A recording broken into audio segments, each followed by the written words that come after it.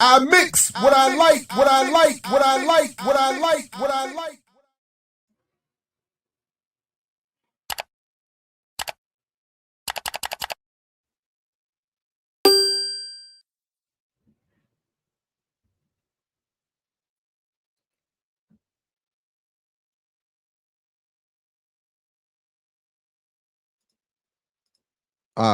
My fault, my fault. Here we are. Sorry about that. There we go. Sorry about that, everybody. Welcome back to I Mix What I Like. Jared Ball, Sudip Bhattacharya, our ongoing discussion of our Donut King project and involving a look at and a critique at the mythologies and narratives around Black and Asian economics.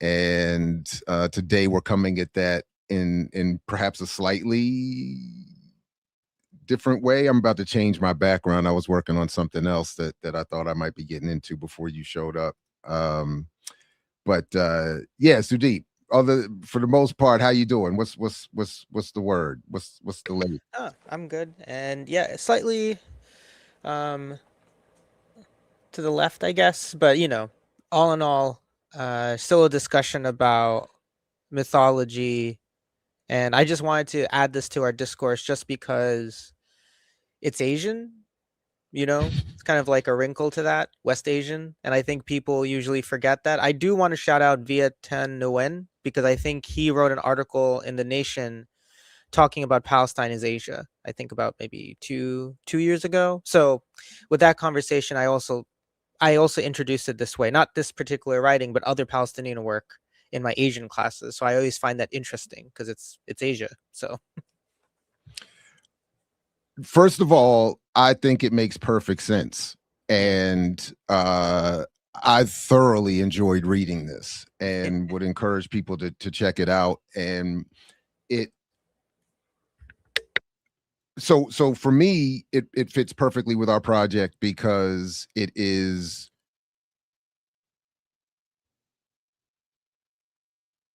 explains a number of different things related to the construction of narrative, and it explains and it's an argument around how a lot of what people think today has a foundation and an origin in arguments, narratives constructed long ago. And I thought again of McLuhan's line, we don't know who discovered water, but we know it was not the fish, because an all pervasive environment is always beyond perception. And it's like people are born into a world with narratives already constructed and imposed, and then when they adopt or adapt them, the unconscious of some or sometimes other conscious assumption is that these conclusions have been reached correctly, naturally, and in their only way. Like, this is the only conclusion that we could logically be expected to reach. And then people don't even understand, and we're not certainly encouraged to understand how that environment has been constructed, and then specifically to the point Kanafani is making, to the role popular culture plays in constructing that narrative. So I thought methodologically what he did here was fascinating, and I have a whole bunch of notes and comments and comparative thoughts about that. And I thought again that this is something I would love to adopt to my own work in terms of the method. And I think in some ways we've started that in our project. And I would just just as a quick introductory comment, I think what you suggested here is brilliant and perfect. So thanks for that. And I think it's and then beyond just our project, obviously, he's saying a lot that's of value to the world and historically and again and how we've reached where we are. So yeah, yeah. he unfortunately is very prescient because there's things about that he said here that were quite, I'm sure, radical in some circles for his time. I always tried to I always do too much nuance, but I think it's important, right? Because there's sometimes an insistence from some people saying, "Oh, we didn't know," all these things, and that includes me. As much as I was never really pro-Israel growing up, for a lot of reasons, I wasn't necessarily anti-Zionist as I'm now, just because of all the Agreed. Yeah. facts. Yeah, so I understand that approach, but it's not to say, because I think one of the interesting things he also laid out was that I think he did, because there's also a intro by Steven Saleda, who's amazing. He did mention that every country in Asia and Africa that was slowly being decolonized, except for like one or two, did not side with Israel. Mm-hmm. So it's to go to the fact that a lot of people kind of felt it was a little bit fishy what was going on, right? Yeah. But nonetheless, he made some points here, which we'll get into. Including Jews. Yes, It's which is his point. exactly, which is this book to me. Which There's is so many wild. things. There's so many things I. The thing is with Kanafani, like Claudia Jones, I am getting more and more into. Claudia Jones is a big part of my dissertation, for a lot Mm. of obvious reasons, because unity and difference, how to manage that. Like I think there is a lot of there's a lot of ambivalence towards how to address difference that isn't about liberalism, right? Like just everyone's in their bubble and eventually will coalesce. But she's obviously a Marxist Leninist. With Kanafani, I'm very interested because he, I think, redefines for me, or not redefines. He basically is a reminder of how writers used to be, which is my bigger critique about literary culture in America, because he was a writer, he was a novelist, he was a poet. I've read his work, Men in the Sun, and I thought it was really depressing but very real. But then he writes classics like this that are just I also ahead of the curve. I just want to reference two things. One, which I keep dancing around, he calls Zionism akin to Hitlerism, which Repeatedly. which is something that now more and more people beyond that broad circle already say more and more. So that's one thing he was saying, and this is in the 60s. He wrote this, late 60s. And then he also says things that are very much prescient of what we're going to see later in cultural studies, literary studies, critical critique. But of course he does it in a way I would argue is methodologically pretty sound. And also, he still does it in a way where you kind of eat this up, because it's written both academically, but in a way that's quite, I won't say always accessible, but in some ways funny, because he also drops like a couple of lines about the contradictions of Zionist literature, where he basically says you won't find anything so ridiculous until you watch a Walt Disney film. And I think there's some interesting things that are quite done here. And I also want to raise, this was funded by a Palestinian literary studies center. So again, another thing we've talked about, the intellectual, and he's not divorcing himself. Like this wasn't just an individualized project of interest. He was doing it to no thy enemy, as they said in the intro. This is about Palestinians and Arabs knowing what exactly Israel says about itself and other people. So I'm glad you make that point, because I did mean to before we got too far, raise the fact that July 8th commemorates the anniversary of his assassination in 1972 in Beirut by Mossad, and and his apparently, niece and his and niece his was in the niece, car. Yeah, exactly, a 17-year-old niece, Lamiz Najim, who had been accompanying him, was killed by a plastic bomb planted in the car. And I thought, as I was reading this, that it makes sense. It's logical that they would target him, and I think it's important that in part in point.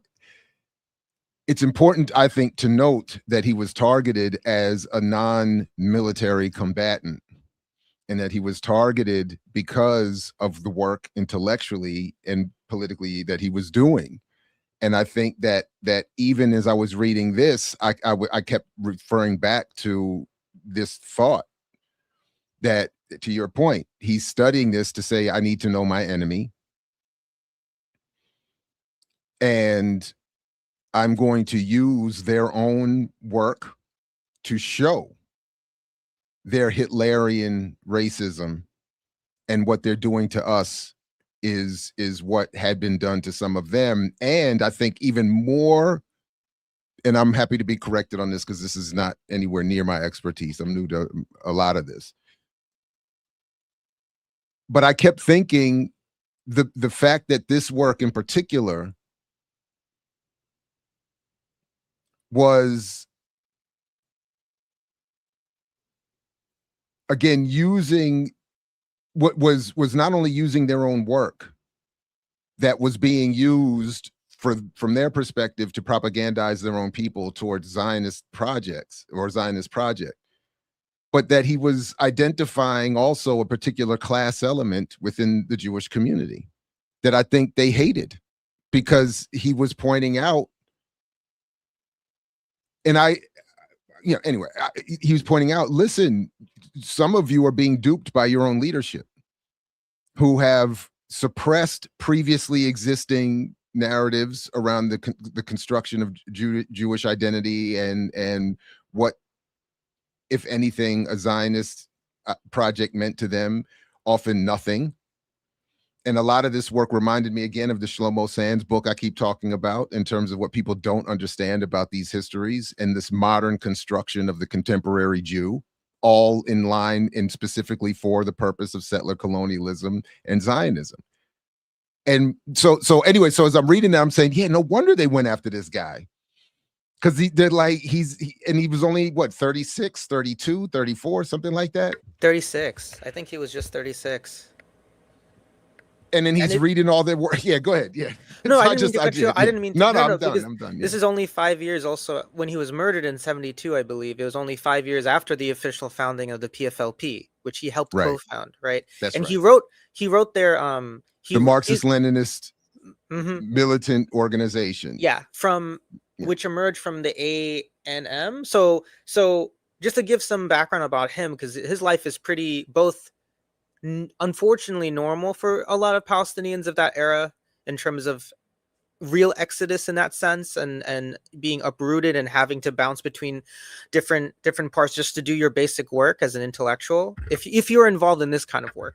I mean, to be honest, I think back then, even if you're a Palestinian who's not overtly political but you are writing about Palestine, I think you are a target, because you are then saying something that should be not said, which is this land has people, and the people there had culture. And again, as this book also shows, and his other book, which we'll talk about next week, which is the Revolution of 36-39, Palestine was a major center of intellectualism in the Arab world after the fall of the Ottoman Empire, and even prior. So all to say, the other thing that so this is only after he was murdered, after co-founding the PFLP, and he wrote some of their founding documents, which I'm reading in this book too, by Pluto Press, Selected Works. It just came out maybe, I think, this year or last year.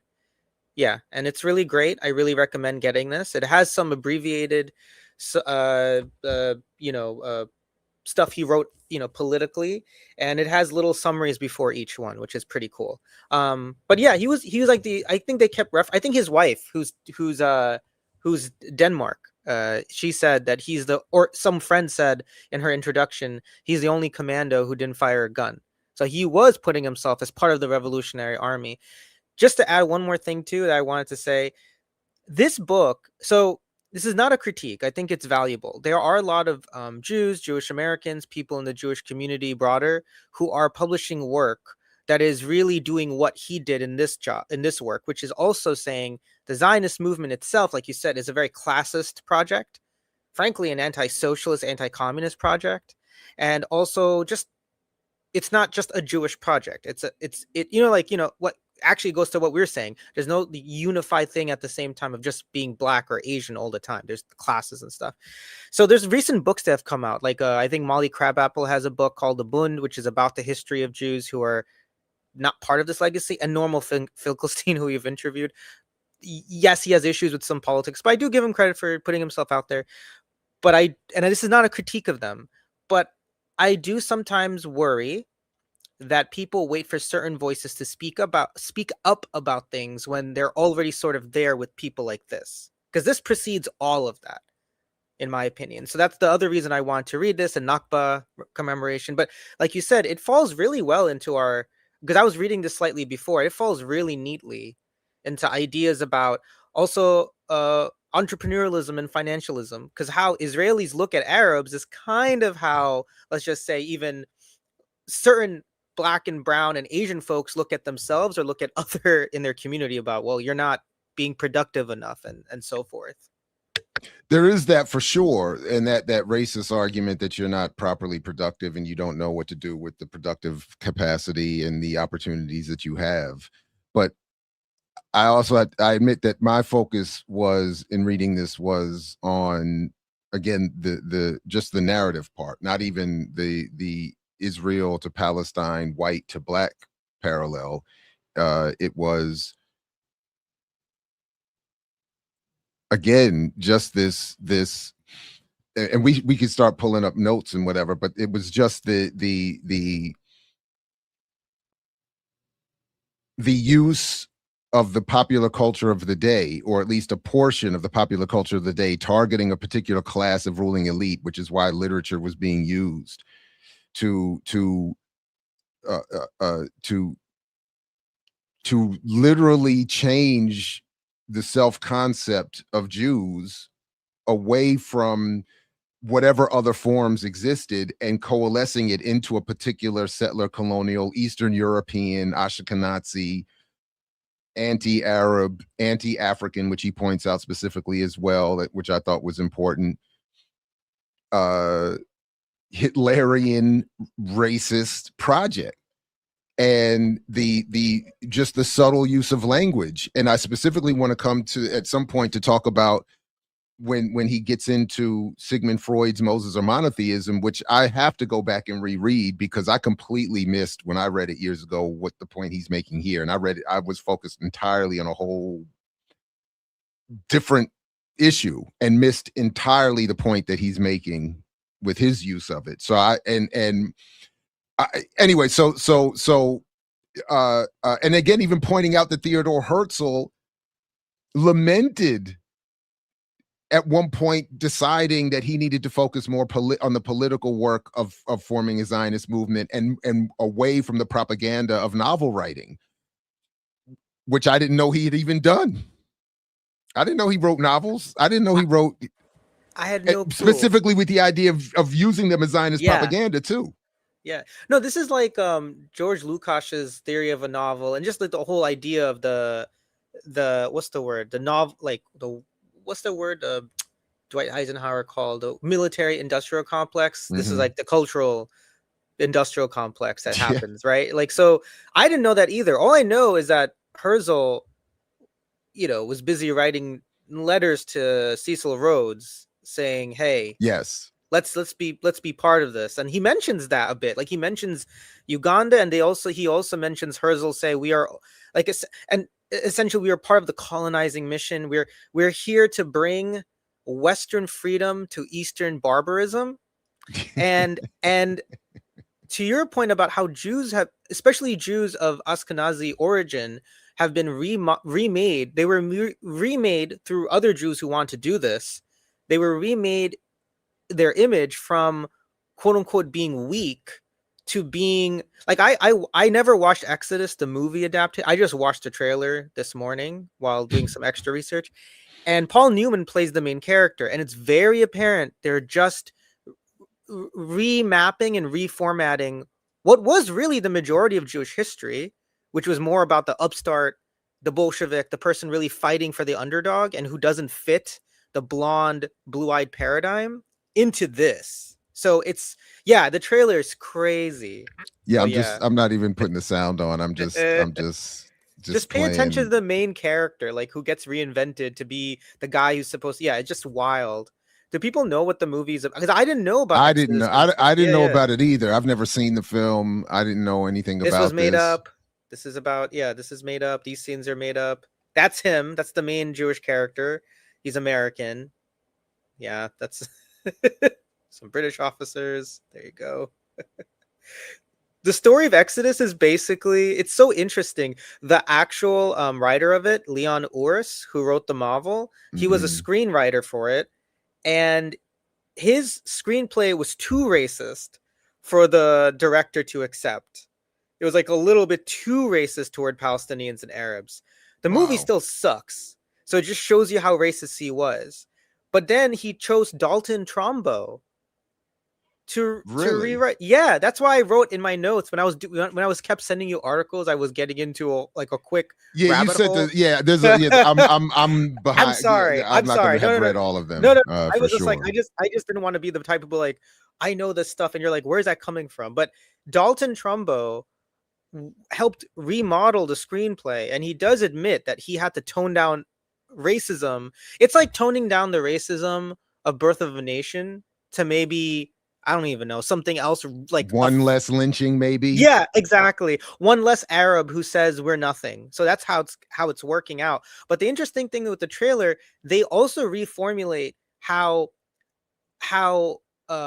the real fight is, this is between Jews who are coming from Europe and America, and they're leading a movement against British colonialism because this is the British mandate. Yes, so that's why that's so fascinating to me. And there's no real discussion about Arabs even in this trailer. You see a couple of them, and they're clearly the ones who are, as you know, as a Kanafani mentions in his review of Exodus, which came out in Mm-hmm. 58, he mentions how the only good Arab are the ones who say crazy shit like, well, until the Jews, this land was empty. So that's another, yes, that might be an Arab guy who's helping with Yeah, the resistance. who Yeah. blows up oh, I thought it was supposed to be some sort of act of terrorism against the Yeah, but that's the other thing I but thought whatever. about. Yeah. Battle of Algiers, Mm-hmm. bad to some. Mm-hmm. This, cool. And look This at the is iconography. They're obviously right. trying to play up the era of that Co-opting era. Mm-hmm. and well, yeah, they're co-opting the revolutionary Yeah, anti-colonial. iconography. Yeah. Yeah, yeah. Wow, by the way, the Dalton Trumbo thing is fascinating. You know, he got Mm-hmm. some revival over the last few years when when Bryan Cranston played him in a Yeah, film. in Trumbo, I think. And of course, yeah, and he's depicted in the film as heroic in standing up against or overcoming the red listing or whatever Mm-hmm. The uh blacklisting of everyone. yeah, for their communist for affiliation.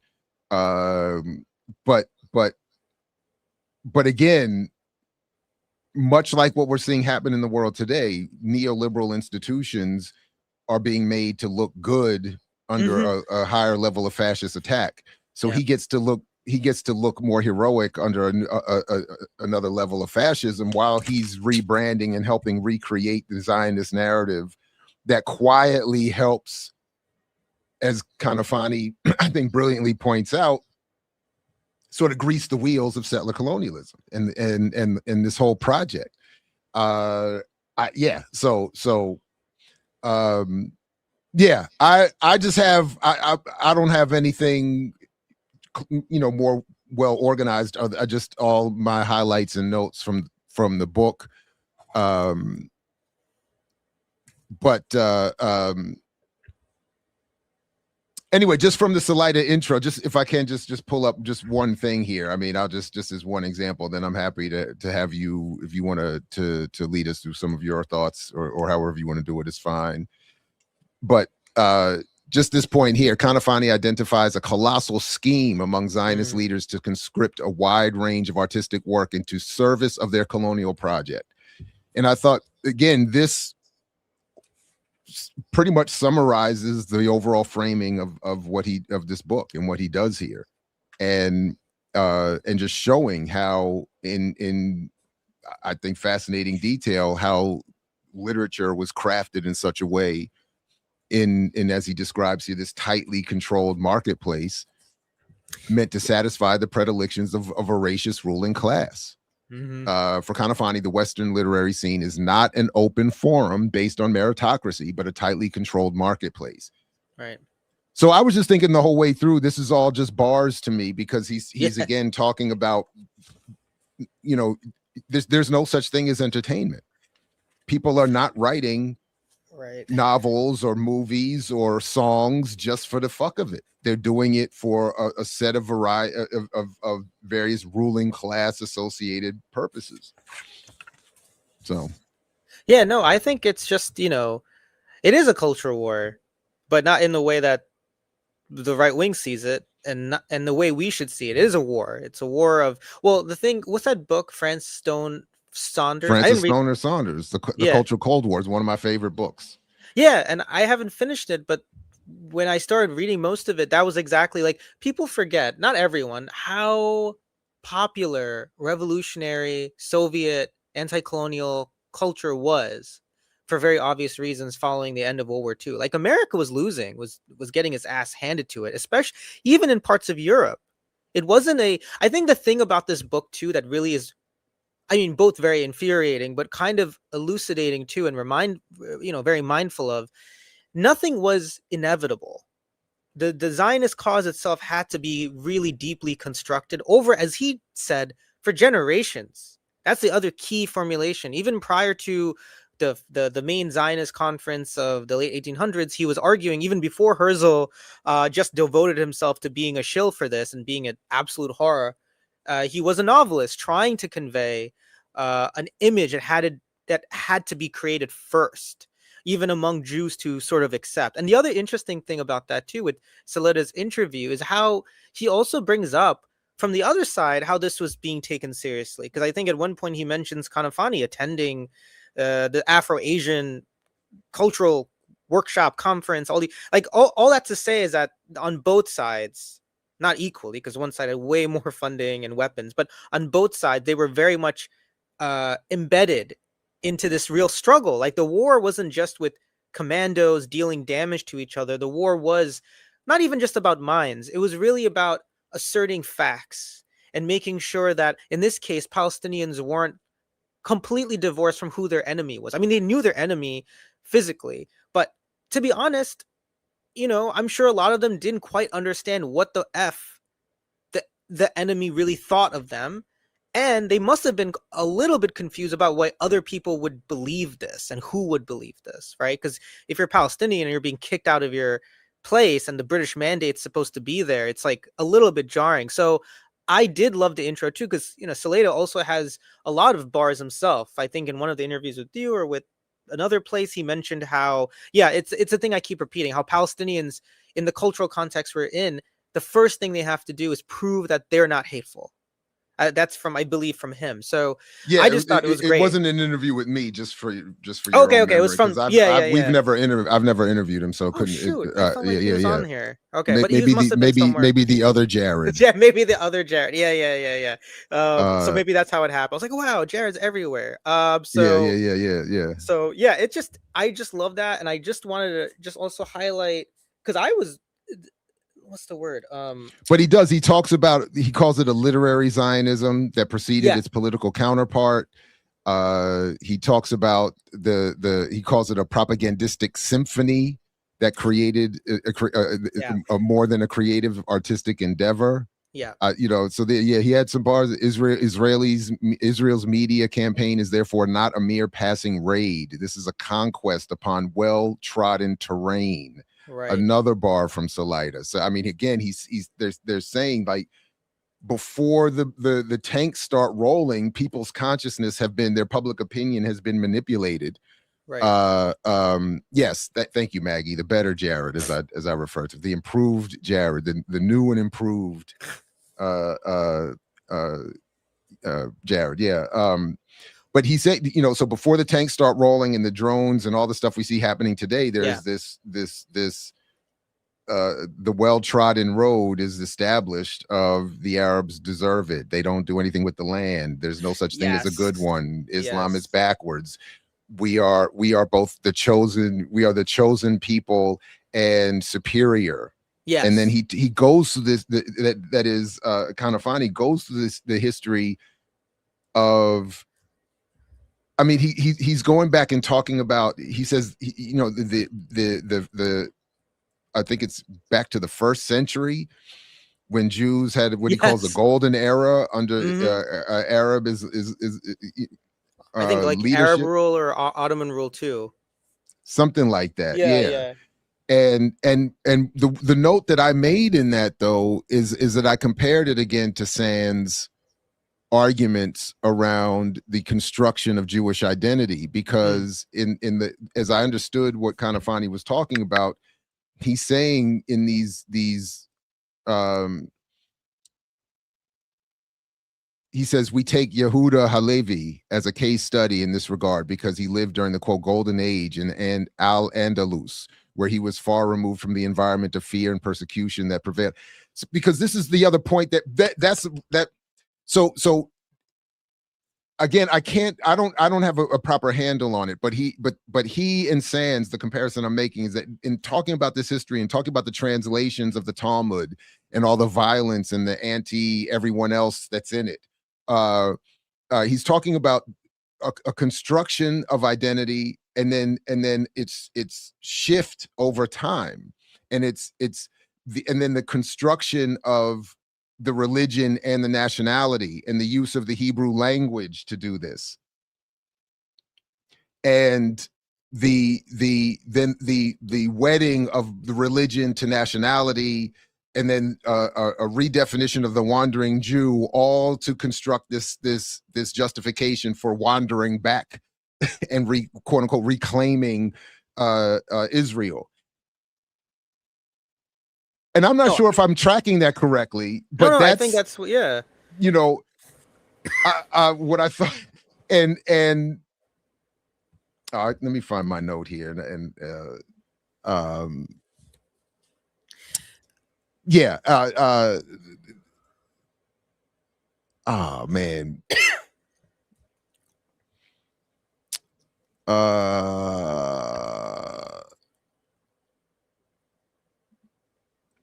Zionism. Okay, never mind. Now I lost my place here. No, can I just add something real quick? No, please. I've lost. I just was. Yeah, go ahead. There's so many things in this book. Like I actually underlined full pages, so it made no point rereading it because I was like, damn, I don't like. I remember some parts, but I just went through I was just 5 showing pages. an example. Yeah. So I was just like, why did I do that? Like I should have focused, but it was just so many. So one other thing, it's like I think Saleta says at the end of his intro where he says basically this work in particular, Kanafani's incredible knowledge and experience, and we can also follow the book's example, like you were talking about methodology, and move our comprehension of political material in the internet age from the realm of myth into the more satisfying terrain of material politics. And the thing I want to add is also with the founding of the PFLP and the founding of active Palestinian insurgency, not necessarily because prior to 67, it was mostly the quote unquote Arab armies that were trying to retake land from Israel. This now moved into the post 1967 failure, moved into now Palestinians being like, we gotta arm ourselves and lead our guerrilla movements, because also a lot of the Arab countries are also feeling a bit, let's be honest, dissatisfied and also a little bit let down in terms of what they thought they could do. So that is the one thing I want to add to what you're saying about the cultural stuff that happens with the physical stuff. I still think what he's kind of saying is that this book was written in the wake of the physical. This book was written in the wake of the actual already creation of Israel, obviously, and the domination of Israel, and now taking away the Sinai, the Golan Heights, and everything else. So he's trying to understand, like, why are these people so animated?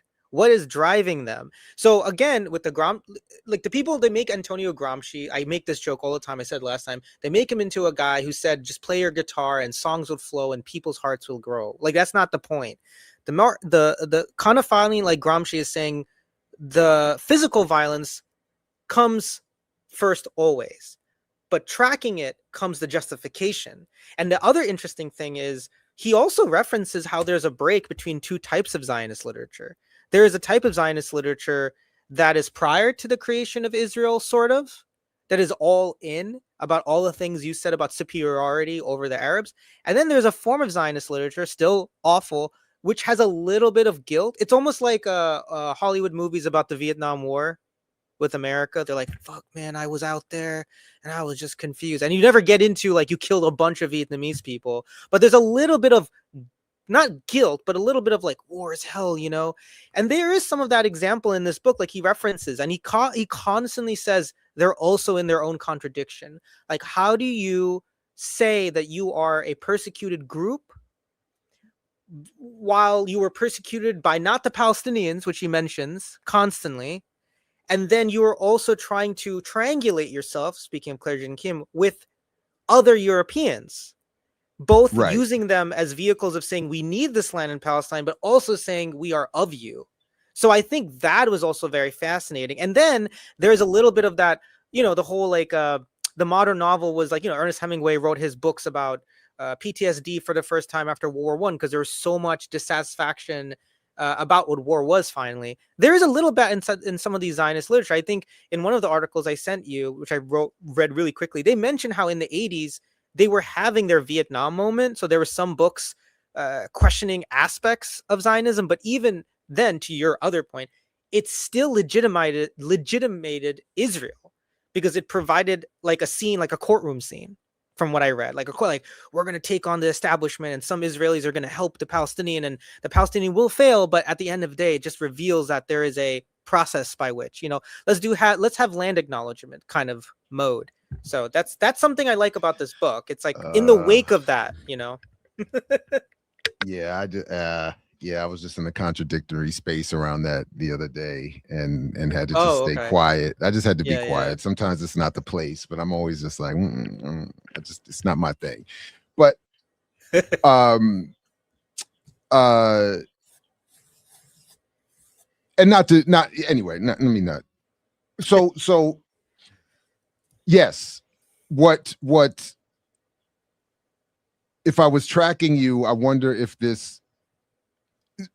So two things quickly, if I was tracking what you were just saying that Kanafani also points out. One is as an example here, he's going over some of this history and talking about how, to this point I keep pointing back to, what people think of today as a Jew didn't exist in history. It had to be constructed over ultimately a couple of thousand of years. So he says here, Judaism had ceased to be a national bond for nearly 2,000 years and had since lacked all the requisites of national cohesion. Put differently, it was not the Jews who self-identified as Semites, but rather how especially European anti-Semites defined Jews. So he's saying, for a long time, Jews didn't have this national bond because they were more associated, as I'm understanding and connecting it to Shlomo Sand's work, because they were more about wherever communities they were in. That was their identity. The construction of this global Jew, the international Jew, that would then go and reconquer Israel or reclaim Israel, all coming from Eastern Europe, or at least preferred, had to be built up over time, and against other forms and other tendencies among Jewish communities around the world, who had different versions of Judaism and different identities and different ways of understanding race, nationality, and religion. Even in Eastern Europe, there were differences. And then as Kanafani points out, there again, this class element. So within all of these different constructs, there was still this class element where an elite ultimately taking advantage, because they have not only the means of production, but the means of mental production and the ability to promote this propaganda and organize it and impose it under, even in this case, under the guise of entertaining novels, could help again impose their view of Judaism on as many people as possible and what it meant to be a Jew, and then have that become part of the Zionist project that ultimately really only benefits them. That is this ruling elite class of Eastern European, primarily Jews. So yeah, and there's and then and then okay, so then if I did also, so part of the way he describes that they did this was the use of the Hebrew language. So part of it, I admit also, as I was reading this, is that as I'm reading him talk about these national mythologies, I did have a little bit of personal subjective thought here, because this is how I've come to experience my own Jewish family through mythology and story, not almost none, very little directly.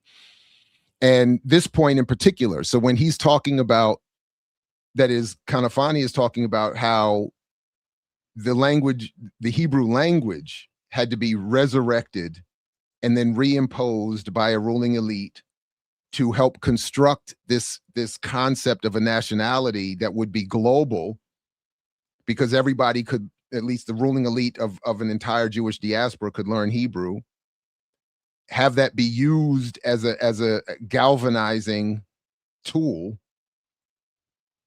to again fashion everybody and focus everybody to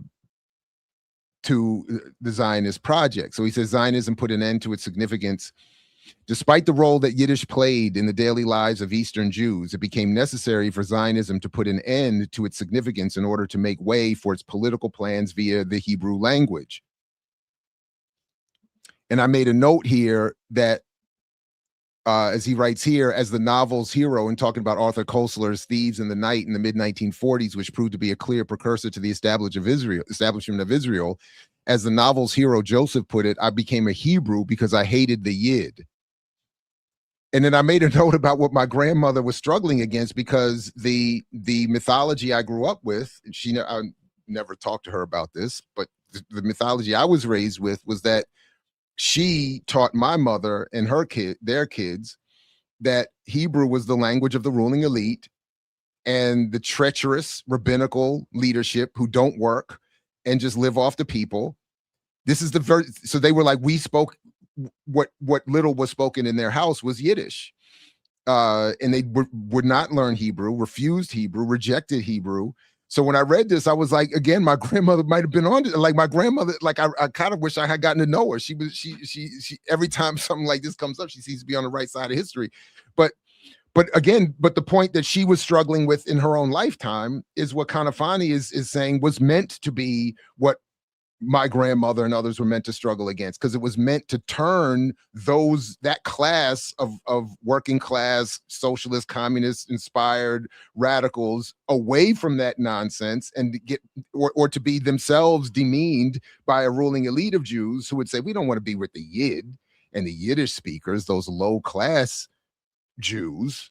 We want the Hebrew speakers, because not only will that galvanize a global ruling elite Eastern European Jewry who will come back and Zionist settler colonize Palestine,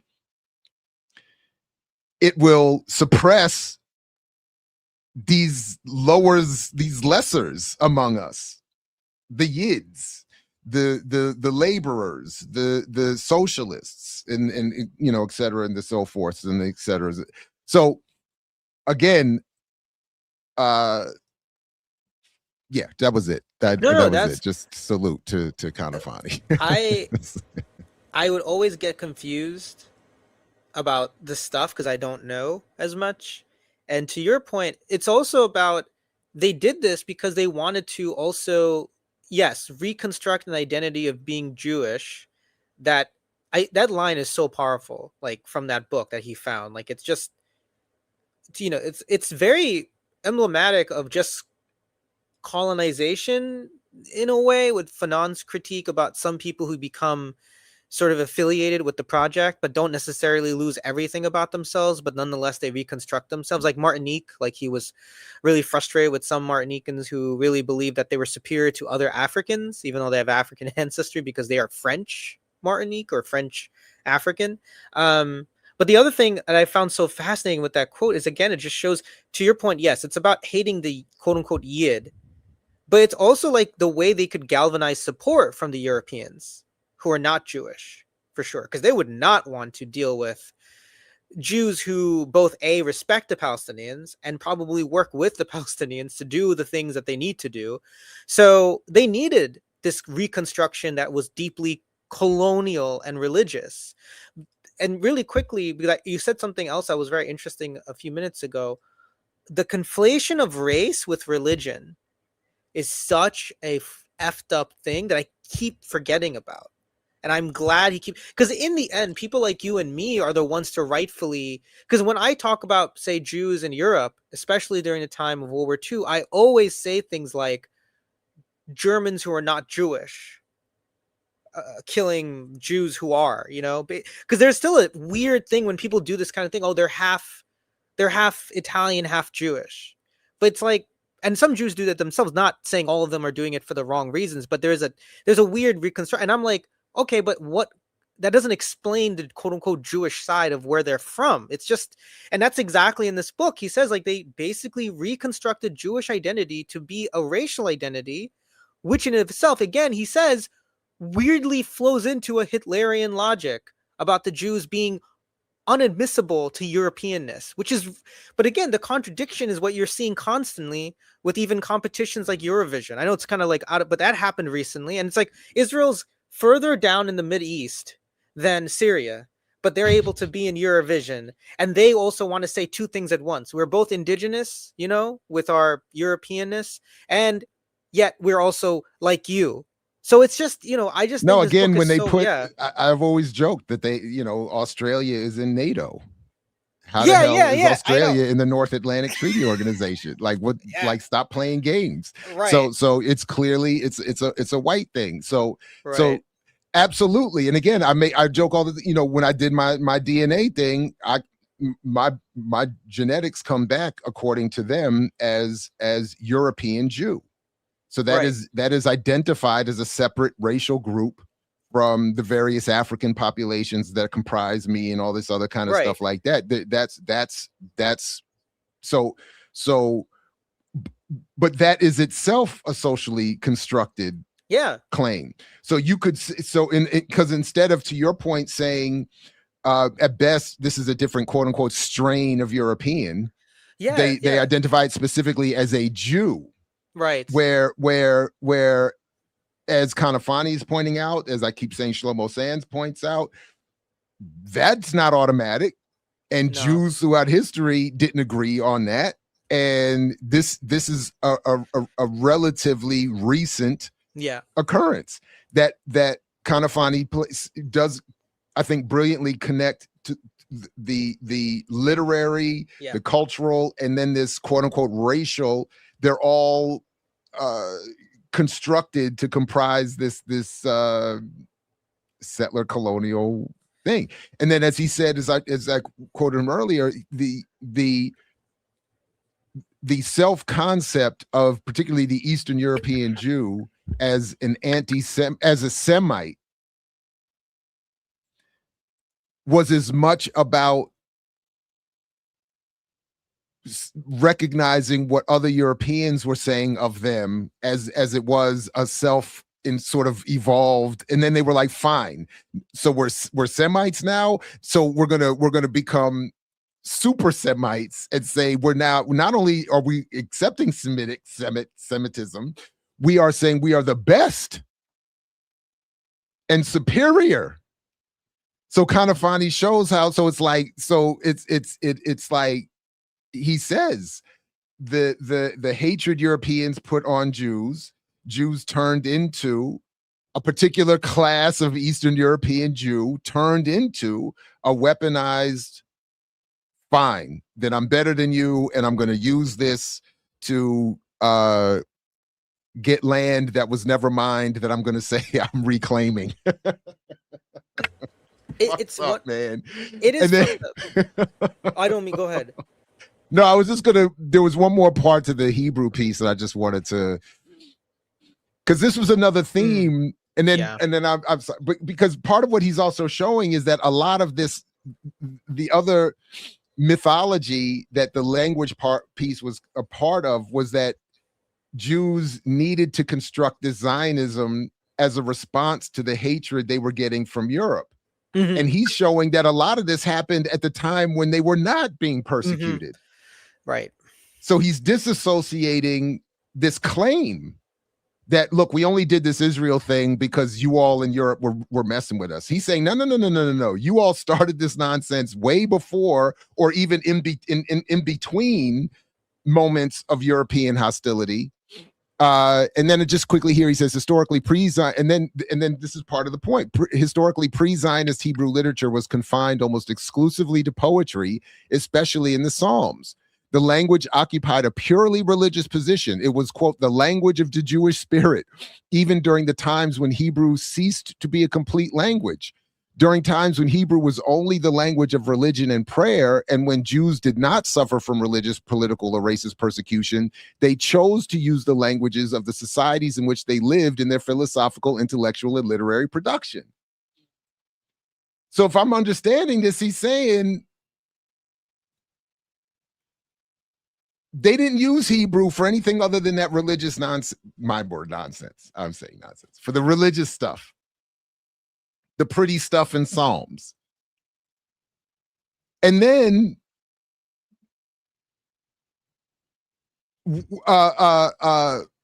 in times of relative peace, they use the languages of their adopted societies, and then Hebrew only becomes relevant when it becomes necessary to concoct this new identity that would be used to justify and persecute and prosecute a Zionist project. I don't maybe I hope I'm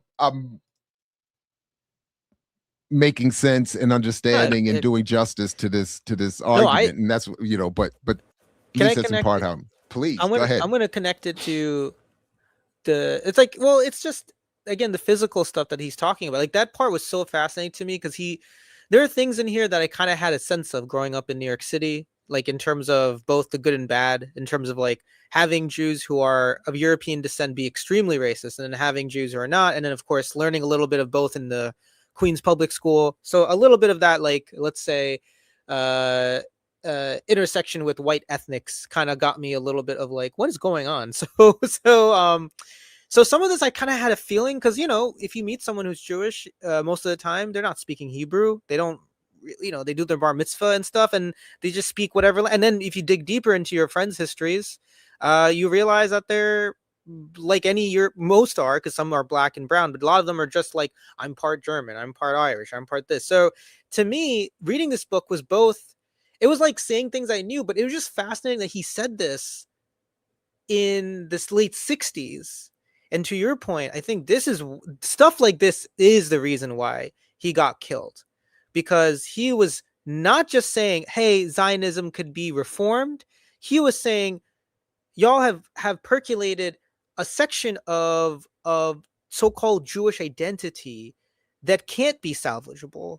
And I mean, to call it Hitlerian in the 60s takes a lot of balls, because also he's saying that the Zionist identity, which also Norman Finkelstein has said, Letter and others, the creation of Israel itself was pretty much laundering, to use two blacks' work on terms of like George Floyd, but laundering actual Jewish harm, I say anti-Jewish harm, that happened in Europe by a state that really could give two shits about those Jews either, So, and then finally, in terms of like the element of again how Jews are constructed, it is very apparent to me that the right wing, the center right, Democrats, Republicans who are Zionists, they're the ones who push a very, very limited view of being Jewish, because they're the ones saying, because if you're saying there's a thing that is just quote unquote the Jew forever and onwards, no matter the thousands of years of history in Europe or in some cases in the Mideast, you're then suggesting that they're never able to assimilate into Europe, which is a right-wing point of view that the fascists used to say, well, even for people who are like Europeans dealing with any colonized position, they're just like, we got to send you back or got to take you and move you somewhere else. So it's like, but the interesting thing about this I come back to is also, like you were sort of raising, in some spaces, the Zionist creation and cultural infrastructure was done by people who were living good. Like Lord Balfour, like he was saying something so interesting about the British population. So the Jewish population in Britain for a long time was quite minimal, but there were certain sections of it, like Lord Balfour, I think he was the first person to be in parliament who's Jewish. He was the one obviously putting forward all this energy in the political level. But Benjamin Disraeli, I forgot about him, but I remember reading him as a kid. I was like, wait a minute, because he was a really, I think, I mean, he was a prime minister twice when the British Empire was a freaking empire, but he wasn't quite nice to colonial subjects. So it is pretty wild. And I didn't know this either, that he was an author. I had no clue that Again, he was a writer. this is such a brilliant part of this book. Right. That all of these people whose names, you know, Herzl, that we would have heard of for other reasons, and Disraeli, they're writing this shit that to the point you were raising earlier, is doing this work of creating the race and the religion in Zionist literature, as Kanafani writes. Right. And crediting Napoleon for planting this seed of race, and then of equality, and anyway, I don't know. There's so many tributaries worthy of deep dives and discussion and real study that you know, he goes, so he's showing, like, he's talking about how Shylock had become an archetype in Shakespeare, and that this then had to be the sort of stereotypical scandalous money grubbing Jew, as I interpret it, had to be rebranded over time by particularly in the eyes of European Jews, into something that would become the superior and infallible hero. Right. The wandering Jew was thus transformed from a symbol of religious persecution to a political adventurer with the right to question God himself and prove him the fundamental immorality of his persecution. Talking of Disraeli, wrote The Wondrous Tale of Alroy, which attacked Harrington's Jewish hero for paving the way for social integration. And this is part of what Kanafani's talking about. There were arguments within Jewish communities and within Jewish literature about how Jews should engage the world and the societies in which they lived. And the tendency that said, look, we should just integrate and become part of these communities as whatever, you know, these people are. The ruling elite of the Jews, particularly in Eastern Europe, said, damn that. Right. And as I read it, it's the stereotypical neo-colonial argument. If we give up, and it even goes back, I was looking at it last year, to these arguments around settler colonialism when I was trying to prepare to keep up with Nick Estes. That there are these arguments that happen consciously or unconsciously within colonized communities about how to respond. And some argue that if we give up our colonized status, we not only disappear, we lose our identity. Yeah. But the neo-colonial elite lose their purpose. If we're just regular citizens, I lose whatever potential elite status I have within my particular community. So that's how I'm interpreting what Kanafani is saying of Disraeli here, who has to pave who's saying we want to get rid of the social integration stuff that these other Jews are talking about. So we say Disraeli's hero, on the other hand, proposed a violent brand of racism that would come to represent the other side of the bloody Hitlerian coin a century later. So he's saying before Hitler shows up, a segment, at least, of ruling elite Jews are saying, no. We are accepting this distance Europeans want to put on us. Right. And we're going to use it for our own class interests and ultimately our own national class interests as we propose Zionist project. And I'm like, this is some. But also, it's super ironic because he became the prime minister of the British Empire twice. Yeah. So that's the other thing that's very clear to me. It's like you can have these seeds of settler colonialism within any group can happen if it's sped the right way. And what Kanafani is saying with Benjamin Disraeli is like he became prime minister twice. And he, I think, as far as I know, was quite brutal. Like he was, it's like a Hillary Clinton kind of thing. Like I'm a woman and I need to bomb the shit out of Iran so I can prove myself. So maybe a bit of that was happening. But who cares? Like the point being, they didn't see any connection with the rest of us. I mean, they didn't see any connection to Palestinians at all. That's the other thing I kept realizing. They didn't even see connection with the rest of the Jews. Right, exactly. That's not like they don't even want to kill the Yid inside you, become the Hebrew. Like it's very evident of just like complete hatred Kill of the Yid, save the yeah, Hebrew. Exactly. exactly. It's like extremely. It's like the sentence that people say in Australia, like "kill the Aboriginal, save Australia," except it's internalized and then externalized. So that's what I was like. I kept thinking about like, wow, that's a wild line to have in a novel. But even while Disraeli is promoting this MFer is the prime minister under the British Empire, which is out killing everybody, which explains then how they can make, at least in their mental capacity, a little bit of a overlap between, hey, the only people who deserve redress from any form of colonization are whites.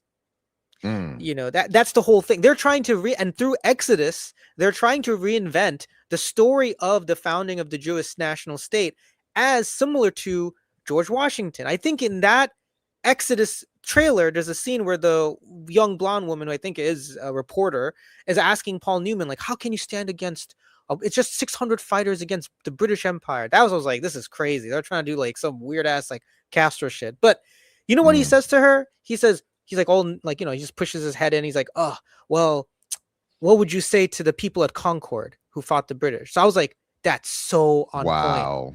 That's on point. They have a conception of freedom. They have a conception of what is progress, but of course, it is extremely narrow, and of course, on a world stage, extremely destructive. So that's the other thing about this. Benjamin Disraeli, with his, I would actually prefer if he never became prime minister, obviously, and just wrote his books. But the fact that he became as intricate as you can be, and still was even shitting on other Jews for wanting to be integrated, and even not like him, but he was out here doing both. I want Jews to have a Yeah, nation that's state wild. while I'm in the prime minister's seat twice over, being liked by the queen, doing crazy shit to colonize people. That's the thing that always struck me as, you see something in front of you and you're just like, damn, how did, because I knew Benjamin Disraeli was Jewish, but I don't know, like, I feel like not enough people talk about this webbing of that history, and then he does. And I think that's what led, unfortunately, to him being targeted. No, again, as I'm reading this, I'm thinking if I'm his enemy, you when in constructing my list, he'd definitely get on it. Because he's breaking down the the edifice that helps justify these positions. And then he, to your point here, I mean, Disraeli is he's saying, Kanafani is saying here, Disraeli showcases the Jewish Zionist hero half a century before the official birth of the Zionist movement in this Wondrous Tale of Alroy book in 1833, where he rejects any chance for social integration. This is the same racist and extremist position that finally meets its downfall 80 years later, after it was adopted in its inverted form by Adolf Hitler. So, I mean, it's I don't want to, I mean, to kind of, I mean, yeah, that's a, Race is all. There's no other truth. There's no other truth, says Disraeli in his grotesque Hitlerian stylings. He insisted that what people may regard as an individual action is in fact a racial characteristic. So again, this is an elite Jew, European, adopting a pre-Hitlerian view that is just turned again. I mean, you could, it's a chicken or the egg. I mean, this is, Jews get ostracized and have a hostile relationship with the Europeans, and then come back around to claim some superiority, and then have that come back around to have that be targeted against Jews and others a century later. It's wild. It's not to. I was gonna say something really quickly. That's okay about Sure, Hinduism too. Every sure. faiths have this problem. Hindu as a Hindu, and I practice my faith, even though I like you. Well, you're atheist, I think, but I'm just like, I pray to Kali, which is maybe one day I'll show my chain that my grandmother gave me, but it's Hindutva too. Like Hindutva also does this really interesting dance, the right wing version of Hinduism that presents a past history that needs to be recovered, that got destroyed by the Muslims most of all. They skip over the British thing because they're not They're like, whatever. They didn't even help with independence. Like, they were banned for a reason because they're so useless. And then they would also reconfigure Hinduism into a very, very patriarchal, masculinist view of also diets too being important, like being vegetarian. Like, I'm not against anyone being vegetarian. I think it's healthy, but when there are certain Brahmins, and I'm Brahmin, unfortunately, when there's certain Brahmins of certain regions who are really into it, that's a problem because it's part of that whole system. And then I'm Bengali, so there is a funny thing about like meat eaters who are Brahmins and meat eaters. So there's like, what all I'm saying is that you got to kill the yid inside you. You got to become something wholly new. So I don't know. It was just on point in terms of getting that one quote from that novel. No, yeah. I mean, there's just there's and there's many more examples that he gives throughout the book. And then just to finish up here a little more with Disraeli, this section here, he's talking about how in his work that Disraeli introduced a Zionist hero for the first time instead of a solely Jewish one.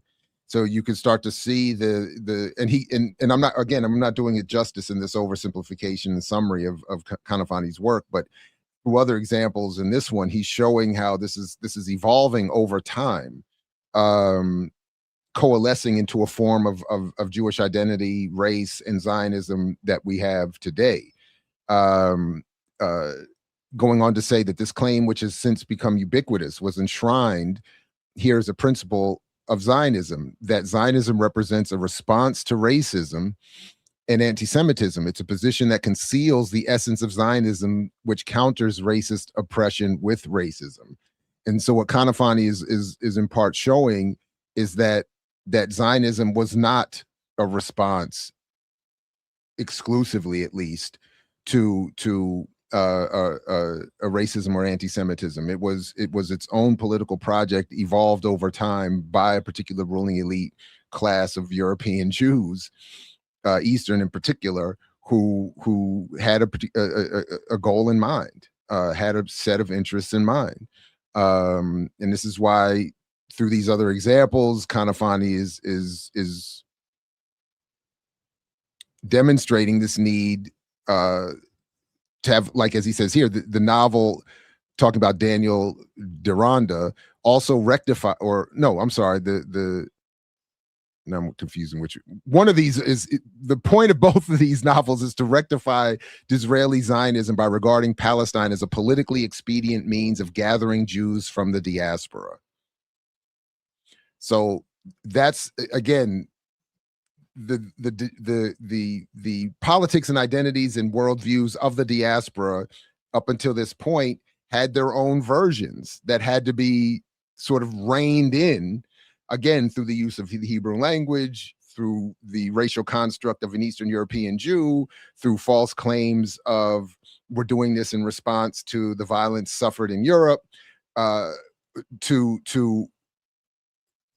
again create this neo-colonial setup for the Disraelis of the world to lord over. And that's why. Wait. What did I say? He ends up talking about, quoting Daniel Deronda, that the most important layers that created the English legend of the Jew were in chronological order: the theological, the economic, the romantic, and the realistic. To these four, Daniel Deronda added a fifth layer, the heroic. And in the 3/4 of a century that have elapsed since the appearance of this novel, this layer has come to ever more to the fore, establishing the legend of Israel reborn.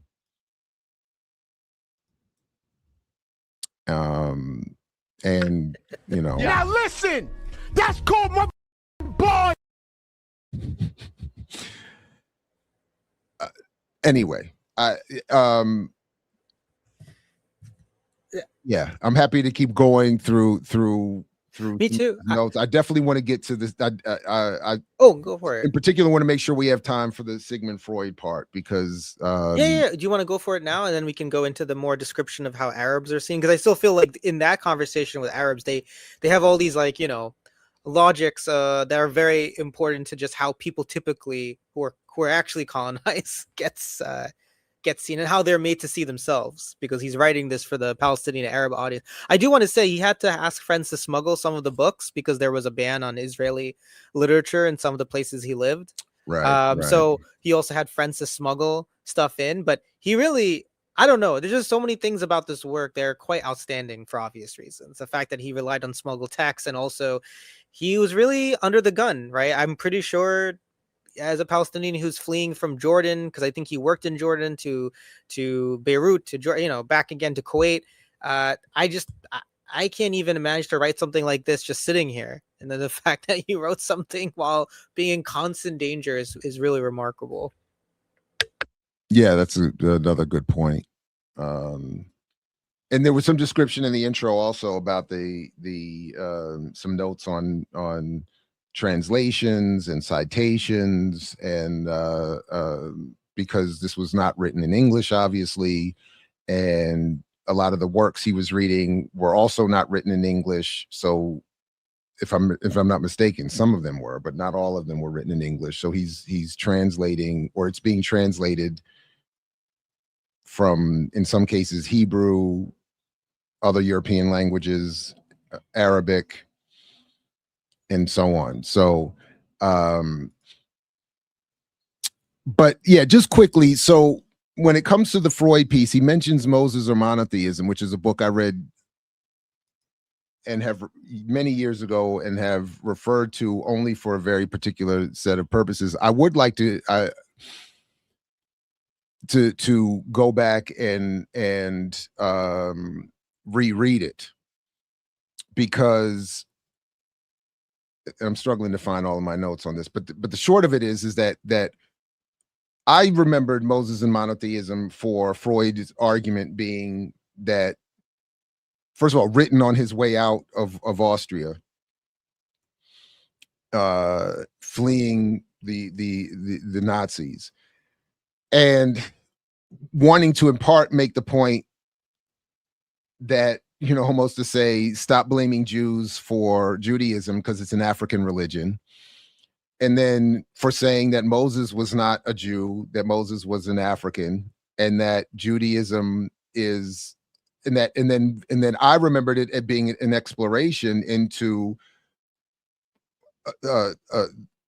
what happens to the national identity of Jews, whose foundational myth of origin is imploded. But Kanafani's point is that, yes, Freud accepted or believed in the African, or at least the Egyptian, identity of Moses, but the point that Freud was trying to make was that Jews, the self-concept of the current, that at that point construct of European Jew, was necessary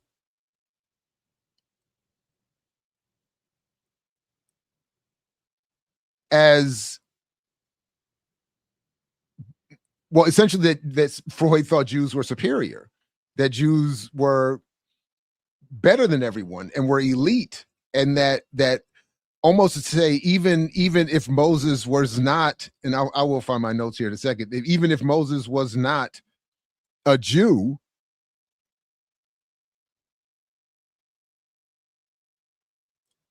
Jews, having evolved a certain self-concept and view of their own history, needed to continue to adopt that. Like, in other words, he was not wanting Jews to forego their self-concept as they were atop the human hierarchy, as Kanafani says here. So let me just, it is important to distinguish between two senses of superiority in this regard. One is connected to a common, natural, and legitimate sense of pride, while the other is premised upon a contempt for other peoples by placing them in a second tier in a human hierarchy. This was the same idea that later made it to Hitler's Infernal Playbook. In Moses and Monotheism, Sigmund Freud was concerned with explaining what he called Jewish superiority as a sense of pride of sorts. Moses, for Freud, put the Jews as close as possible to God, and the truth based on which Freud explained the Jewish sense of distinction as being animated by a special trust in life, because that sensibility was a part of their religion. Freud then took this idea further in the wake of Moses. So I haven't read that book, and I thought Moses or Monotheism was his last book. So I didn't even know of this other book. Kanafani continues, we have seen how George Eliot relied on the same theory to conclude that Judaism had a right to nationalism. Herzl, too, wanted his novel to prove that the idea of mixing religion and race under the banner of God's chosen people is one that benefits humanity at large. Yet Freud's justifications are unable to turn the Jewish question into one of nationalism. Freud, at any rate, believed that Moses was not a Jew, but an Egyptian pharaonic priest in the court of the hapless Akhenaten. So if I'm following what Kanafani is saying, he's saying Freud, unlike his predecessors in this construct of Jews, is not connecting the religion to the nationalism, but connecting the race to the nationalism and saying that the race provides a nationalistic character that is superior to anyone else in humanity. Am I making? No, that makes sense. Yeah, okay. yeah. Okay. And that was what was all right. That's what I was struggling with a little bit in this section. And to be honest, initially I thought I want to go back and did Kanafani get Freud right on this part? But I just don't remember, and I don't know. Right. So I'll defer to him and suggest that he doesn't, and I'm wrong in my memory of Freud's focus here, or purpose here. But anyway, just quickly, his personal letters, on the other hand, demonstrate that he was not inclined to distinguish between religion and race when it came to the Jews, despite the fatal error involved in such reasoning. All religions make their followers feel that they hold themselves to be especially near to him, and that this is what makes them proud and confident. This absolutely does not mean that these religions should take the racist or nationalistic positions. That's one thing I did.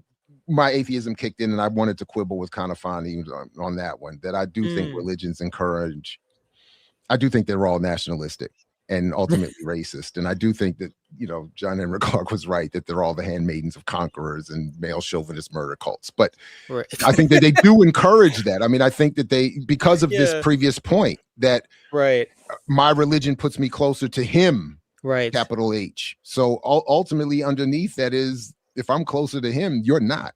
And, but if I just want to be, so Freud could not turn the Jewish question into one of nationalism, in part because he believed Moses was not a Jew, which is, again, this is how I've always remembered his book. Because if Moses is not a Jew, Judaism is not real. And then psychologically, what does that mean for a Jewish people who have obviously needed to be real and for Moses to be the central figure that he was? But then he's also saying, Kanafani, is that Freud's personal letters, on the other hand, demonstrate that Freud was not inclined to distinguish between religion and race. So he's saying Jews are white, but not necessarily a nation. I'm sorry.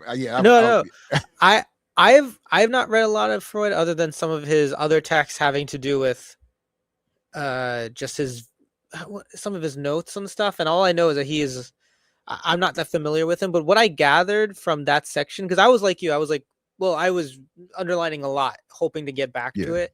But what I understood, what I could see is that I think Kanafani in some sections is just showing some of the contradictions of it. And I think with him, he's basically saying in that scene that Freud doesn't really care so much to prove whether Judaism is real. It's a fact.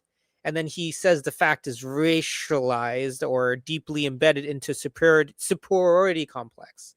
And I think that's the thing that he was trying to say. Like, there's no reason to even, because he accepts that Moses believes that story is about someone who's Egyptian, who's not Jewish. But then he kind of praises or suggests that all religions are a process of edifying identity that proved useful. So I feel like with Freud, it's more of I think in this book, he was trying to show different shades of Zionism, because in the previous part, you showed between Herzl or Disraeli, I think, and then George Eliot. I think she wrote Middlemarch or something, but I only know this because I think the Guardian just released their top 100 books of all time, and a lot of white racists are hating the fact that Beloved's on there, but they can't read. White people with racism can't read. Toni Morrison's. Yeah, Beloved. They just hate that's number 2 or 3. They want it to be gone. But what I'm saying is that George Eliot in that section, she still had problems with Herzl, but they're still both Zionist. Like, I think some people are they wanted a softer version of it. A lot of them didn't like the idea that's purely as vicious as Herzl and Disraeli wanted, which is race is everything. They wanted to like just remake the Jewish person into a hero, but nonetheless, as Kanafi is saying, they're all part of this universe of Zionist discourse on how to get to that endpoint. And I think with Freud, he's just saying the same thing, kind of, which is like, even for someone like him who's deeply, skeptical of the idea of Judaism, he himself was basically buying into a superiority claim that again led to Hitlerian logic of just like, we are closer to God. Because in one of the letters with his friend is asking him, should he raise his kid, I guess his son, Christian or Jewish? And he says how you could, if you don't raise him Jewish, he's not going to face the struggle that makes basically Jews so important. Right. And that's the part I was looking for. And I there's a couple parts that I forgot to get to, and that was one of them. And this other one, as Kanafani points out, in Moses of Monotheism, Sigmund Freud was concerned with explaining what he called Jewish superiority as a sense of pride of sorts. Moses, for Freud, put the Jews as close as possible to God in truth, based on which Freud explained the Jewish sense of distinction as being animated by special trust in life, because that sensibility was part of their religion.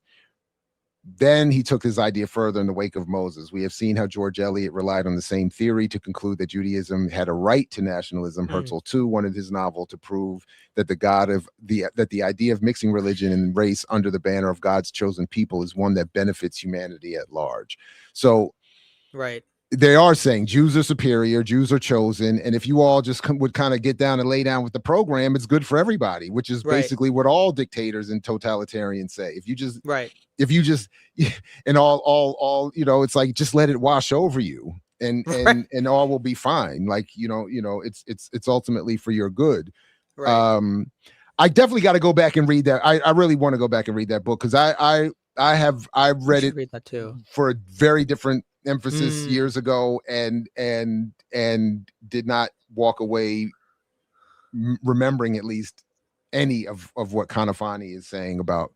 I'm not saying he's wrong. I'm saying I was only looking at it for the African origins of the religion piece, and I think that's so fascinating. Blacked out on everything. I'm going to read it too. I just think that in the end, it's just like but it's also Jews who are European constructing their own competitive colonial logic to get rid of brown people. Yeah. So that's the interesting fact. And then he's kind of I think with Kanafani, he suggests that there is a type of pride, because there's nothing wrong if you're Jewish and you're, facing certain circumstances in Europe, even prior to World War II, being like, you know what, our hardship defines that we can survive anything, which is what a lot of communities do, right? I think almost every community that's been like on hard times have said that, right? African Americans, Asians, Latinos, whatever. But I think what kind of funny, what he's saying is the role who's doing that is problematic. It's the elite, like you said, they're doing that. And also they're doing it to compete with the European, who is also I'm even doing that, the non-Jewish European, who is, because that's the interesting formulation that he's describing. He's like, because in their logic, they're not doing something that would connect them to the rest of us. You know, whether it be like black or brown Jewish or anybody else. It's just like, no, we also are part of, and he says it at one part, someone wrote, I think Herzl, we're a part of the civilizing mission. Yeah. So that's the thing that's so I'm just blown away. I had no clue Freud said this, or Herzl was a writer, or Disraeli. It's just, and I wrote a really quick question for not like to answer, but it's just, I think this book proves to our project and to others who discuss these things I think I saw deculturalization in the chat, and I love his channel. But basically, the value of culture and the value of ideology and the value of entertainment and art, because I think in one of the articles I sent you in a flurry this morning, it said that Exodus, that novel that he quotes from a lot in this book because it's so vile and disgusting and became a Hollywood blockbuster, it apparently was a turning point in proving to Jewish Americans here that there is this state for them, or that this now is an epicenter of the renew Jew who's not a victim anymore, right? And I feel like that is so I did not think about that as much. And the literary question, obviously the podcasting era is different, and obviously nowadays we live in an era of like just unchecked, unbridled freedom of expression for every side, obviously. But yeah, but at the same time, while yes, the appearance is certainly that all sides can. Oh, I'm being sarcastic. No, I know. But, yeah. I no. But no. But the same process is playing out, and that's definitely how I was reading this. That the advantages that the Zionists have had then with resources, platforms, distribution networks, printing, publishing houses, and then, as I definitely want to come to before we wrap, the Nobel Prize Committee, right? You know, so they had that advantage then over those without access to some sort of communicative technologies. Today, the process happens more surreptitiously in a more sophisticated way. Because yes, you and I can sit here, others can podcast. Everybody's got a podcast. Everybody's everywhere, and yet dominant narratives still prevail. Right. Algorithms perform the role of the printing press or whatever back in the day, and we still end up with these preferred narratives. Yeah, so man, I always I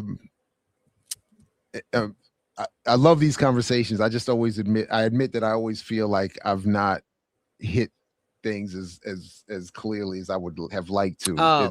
In my head, it was more organized and clear. Even in my notes, it seemed like that. But I feel the same way.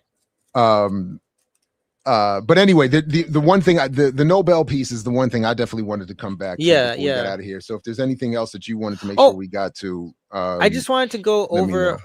Yeah, if you do, I have some time. I just wanted to go over and also the censorship is real. So I was being sorry. I know you, but I know you got it. Yeah. I just want to make people know that I'm not like out here trying to prove, debate culture is real. Like there are Palestinians who can't, like, again, like you said, they're deplatformed or they're deplatformed in real life. I mean, there's a lot of Palestinians just like Stephen Saletta who like get let go of positions regardless of their academic career. And you also got, like, I think I've seen videos where people just wear the keffiyeh and they are in graduation ceremony and they get told to, I think one student was told at George Mason, I just saw a video like being pulled aside because he was just wearing keffiyeh. Yeah, so it is erasure, like it's actual. And then of course they also get bombed for real in Palestine. Yes, exactly. It's the physical nature of it, and the thing that I think is so valuable, which will not be happening because we will win, but is the ways, because this is post 67, so it's almost like he's kind of warning us of what can happen post a Nakba.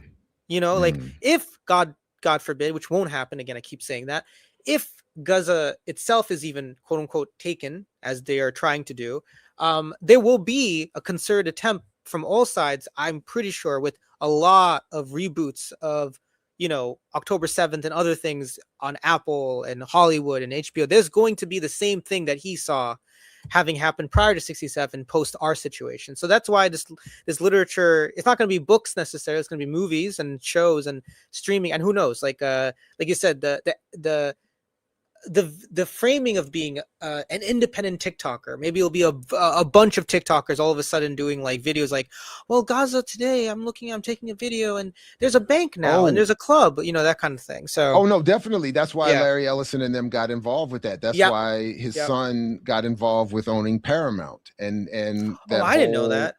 Oh yeah, and there was and I use it for my class. There's a brilliant video essay by Skip Intro, I think is the big platform, big time YouTuber. But I've been using. He did a video essay on that starts off being about the show Yellowstone, which I've never watched. Yeah. And then he talks about Landman and all these other shows. But they're all coming out of the same Tyler Sheridan. Millennials Are Killing Capitalism has talked about him too. Like the Tyler Sheridan, like who has been given $1 billion. Yes, I thought it was fake when I heard that. No, he's been given $1 billion by the Ellisons to produce all of this content. And then baked into the content is just what we're talking about here. Yeah. It's not maybe specific to Zionism, but it is specific to a form of white nationalism, American nationalism, Christian nationalism, the all the stuff that Kanafani is talking about in here is in this programming about the white right to land. They have scenes that Skip Intro pulls out in that Yellowstone essay, showing how whites position themselves even when talking to indigenous people as having the right to the land. I mean, and the way they frame it narratively, the audience is who's mostly, if not exclusively white and mostly male, is going to be like, yeah, damn right. You know, because like there's scenes he shows in there where like Kevin Costner is literally saying, you know, we came here, we took it, it's ours. That's what it is. You know, and that's exactly right. And this is why, please, everybody, if you haven't, go see our interview with Chidi Maka and the 3-step propaganda model that she has created, where you get the producers, the obscurants, and then the acceptance comes after that. Mm-hmm. And that's what's happening. So they're producing these white nationalist and Zionist narratives that are obscuring the realities of the colonial projects and the theft and the exploitation and the white settler nationalist racism. Right. And then we're all meant to accept it. And whether it's a quiet acceptance of our defeat, and that's why I think it's good that you keep saying we will win, because I do believe that there is an encouraged, at least we're quietly accepting defeat. And then to the point specifically of our project, as I'm hearing it, part of that defeat is to say, you can't really do nothing. So set up a business and circulate your dollar and invest in my company and buy some stock. And you know, that to me is defeat. It's because because if you thought you were going to win or could win, you would be saying big stuff like, give me my land back. Like, you know, give me my resources back. Let me have the wealth. Let me redistribute the wealth. Let's redefine, get rid of wealth. Let's, you know, like we can't even have those big things because we're no, man. We got to vote for whatever Democrat. We got to circulate the dollar. We got to set up a business. We got to stop complaining, stop victimizing, victimhood and all that. Yeah. Black people got to be Asian. And Black people can just be Asian. Right, just be Asian. And a particular kind of Asian that even other Asians don't even be, you know, like it's crazy. One thing about the Yellowstone that also actually connects directly to this, not only with the mythology that you're mentioning, what I don't watch the Yellowstone. I'm going to try to watch clips of it more. It just gets me it gives me a headache. But there's one thing, I think you mentioned this a while ago, maybe you mentioned, but Yellowstone does this really clever tactic of admitting that things maybe have been done wrong to the native. But then the white person in that role, like a Kevin Costner, who was literally in Dancing with Wolves, that's why they picked him, I'm sure. He is like, not like a liberal, but he's mostly like, I will respect your traditions and carry them on. So there is a little bit of a dance that is very, I'm just bringing it up because we talk about how there will be a neo-colonial diversity story of like, you can have the fact of a movie saying things were bad, things were done, but the white guy, we can still be the one who appreciates. Because there's a book by Daniel Martinez Hosong and Joe Lowndes called Producers Something Patriots. They show how a lot of right-wingers, when they wear their shirts, some of their shirts are about, you know, how gun ownership is their right, but they invert it and they're white mostly, and some maybe Hispanic. And they say they have a shirt full of like indigenous people who are on the run from the government. So they say things like, you know, like basically the liberal, you're the so it's like an inverted primal thing. And then it's in this book. He mentions a novel where there's an Israeli who gets land which is wrongfully taken, sort of.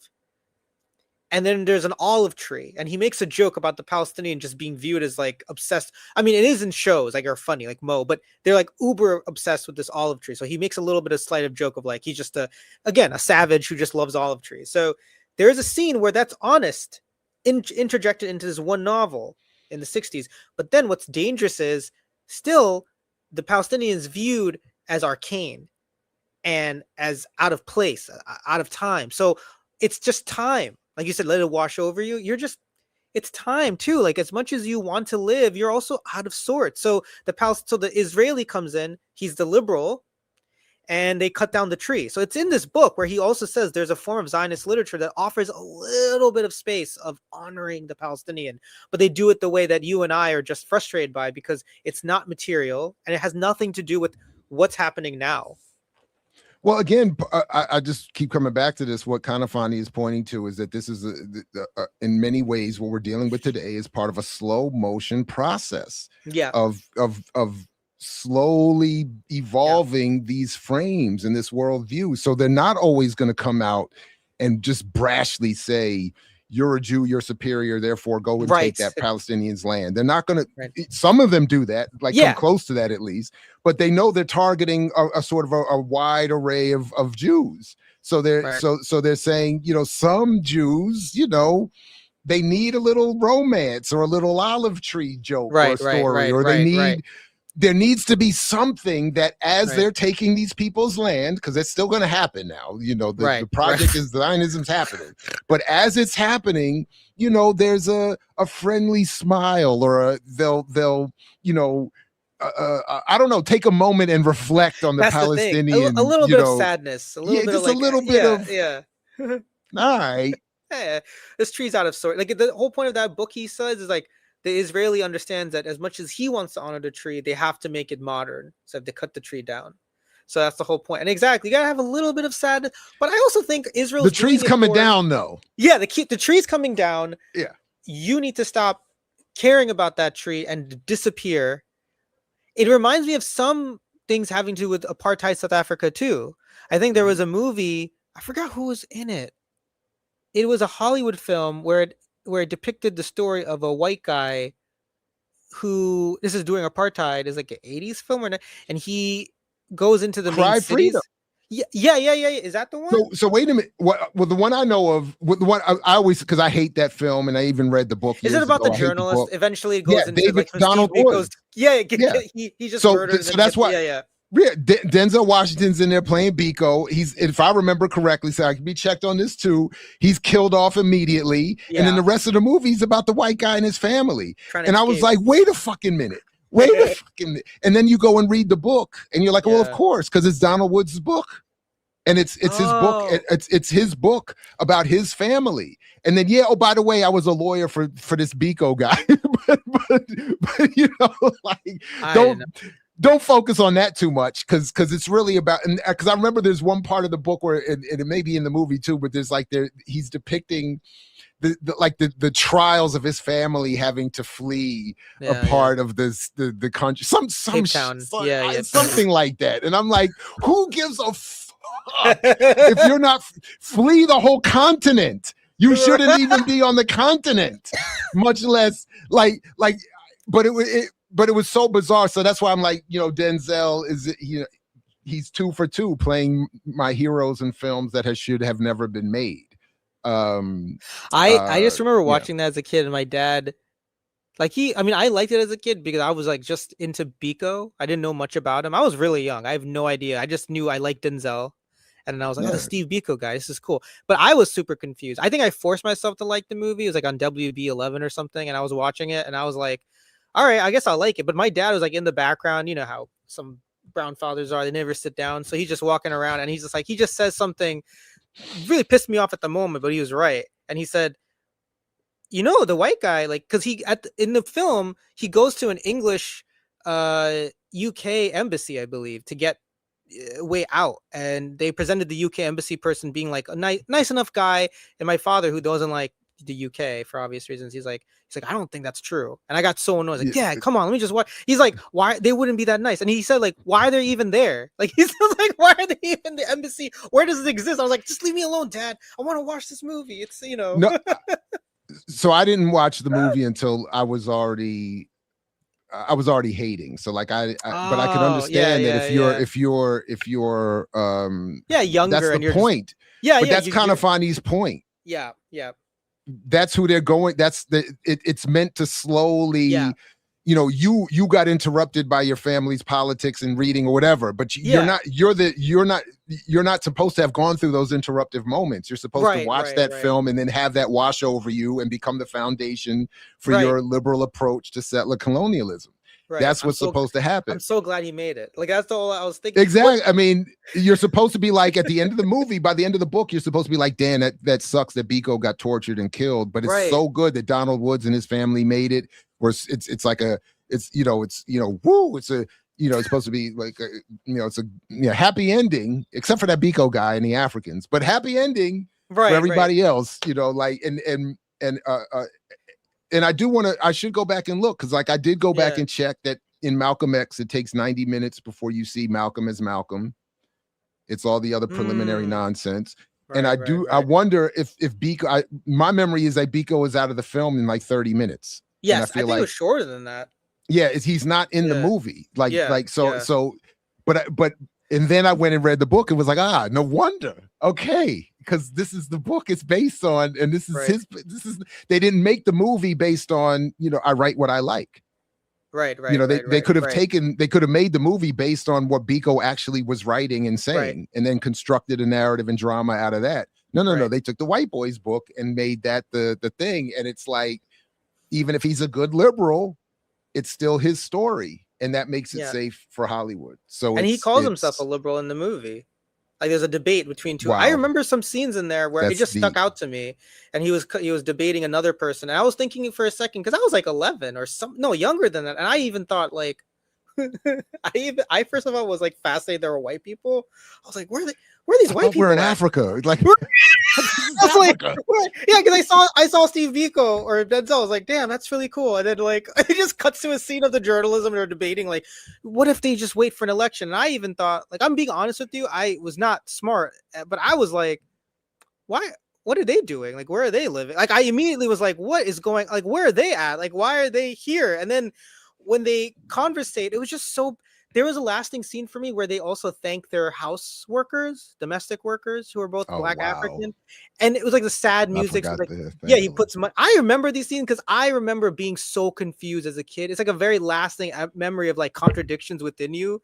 Because I was like, I feel weird about this movie. I really want to like it. I'm mad at my dad, again, adding his 2 cents and making it worse for me. I'm like, Dad, I just want to enjoy this movie about Biko. He's like, I don't even see that guy. He's just casually in the background. And I'm like, let me just have this hero. But that's the thing. You said what I was yearning for, not to give myself any kind of excuse, was a yearning for that blip of a hero. Like with Israel now, they're also, they're certainly appealing to Jews here, but they're trying to appeal to most people. No, we all look again. I think it's part of the natural. We're encouraged, and I do know now a little bit about how this is constructed on purpose. We're encouraged to want to see ourselves, to see. And I mean, this is why, I mean, I could go through endless examples, but I used to, as a kid, look for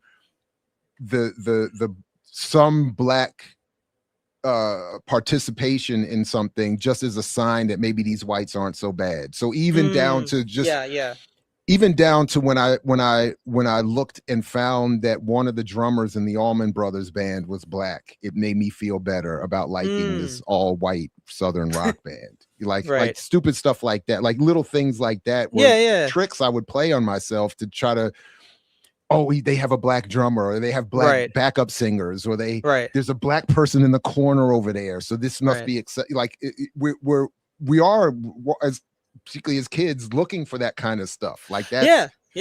We're meant to, we're supposed to. And then this is what Kanafani is showing us, that that's why I love that you said we should read this, because Kanafani is saying to his audience, not to say well, if I may, I'm saying, as I interpret it, he's not saying, look, I want you to understand and justify and have an affinity for and a liberal appreciation for the Jew in Palestine. Right. He's saying, as he said, I want you to understand how your enemy has constructed the consciousness of the people we have to fight. Yes. And that's how I feel. Maybe not exactly in the same way, but that's how I feel in terms of our project. Like when my students show up in the classroom and tell me, no, Dr. Ball, we don't need George Jackson because I can start an eyelash business. I need to go and study the enemy process that produced that consciousness. That's what I'm trying to do, and trying to show no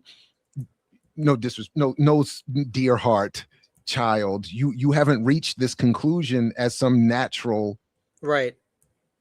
innate response. This has been encouraged in part because you haven't seen the construction of your media environment and the podcasts and the TV show. I mean, if we went through even, like, I know if I went through commercial television and film, I'm not going to see overt messages promoting socialism or something radical, but I was thinking would be a valuable project to go through, kind of like what we started already with some of the podcasts and even the films, to go through and find these messages. Right. Like, you're watching these shows, you're watching these movies, and you haven't maybe noticed, or you don't have we haven't all evolved the way to verbalize, oh wait, they disappeared Biko in 45 minutes of this film. Right. Yes, I agree. Wait a minute. like why is every solution I got to start a business? Like, I'm poor because I don't have financial literacy. Really? Okay, I guess. All right, I guess. And with Israel, they are also I was trying to say, like, they're also expanding beyond Jews in a way. Because they're always desperately trying to recreate their story as one of struggles. Remember, in the beginning of the slaves genocide, a lot of Zionists were upset at Black people online not falling in love with this genocide, and they were obviously then showing themselves as being very racist. But they're also trying. They know that their days are numbered as a state unless they get enough power. Like Kenya, Uganda recently was like, we'll accept some refugees from Israel, which is a setup for Palestinians. But there is a bit of that element of what Kanafani predicted, this like yearning for a hero, this yearning for a strong person who could handle their business, and this yearning for a land that represents, at some level, like this really, this sort of weird design for saying, like, like the victims have risen up, which is not what has happened, is what he says. That's why he brings it back to 150 years before even the Zionist Congress was put together. That's why he begins his story. He's like, listen, World War II does not define or inspire this. This is something that was being designed by freaking the prime minister as he was an author. And they used, to our discussion about our work, they used the mass media of their time for the elite section to do that. I mean, there's a reason why Herzl was a writer. There's a reason why George Eliot was a writer, or she was talented, but there's a reason why Benjamin Disraeli was a writer, then became PM. They were trying different methodologies that could access these people. But even to your point, when you mentioned the talent, as I read Kanafani, he's not denying skill or capability. Maybe. My point is that I'm saying give them the credit of their talent. That's usually my default. They are talented. Like, we're not losing to some that's fair. Unstudied, unprepared enemy. We should give credit to the enemy here. Again, what I'm taking from Kanafani, appreciate the effort they're putting here. They're 150 years, of crafting in some slick ways through story and narrative and compelling oration and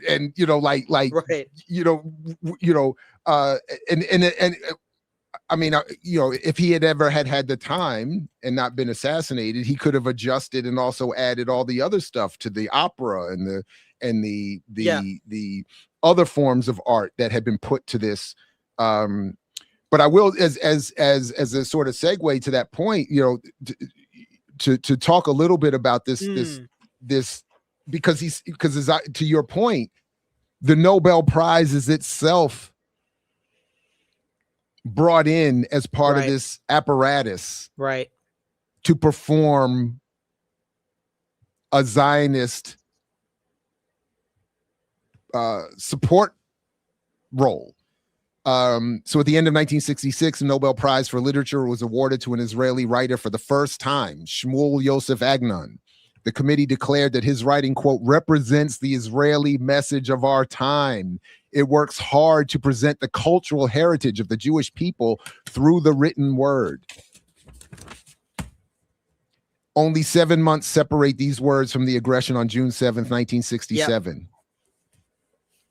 So I thought this was beautiful, beautifully done to show that, as is today, the Nobel Prize is used as symbolic propagandistic cover to justify and give support to broadly European imperialism, and in this case specifically Zionism.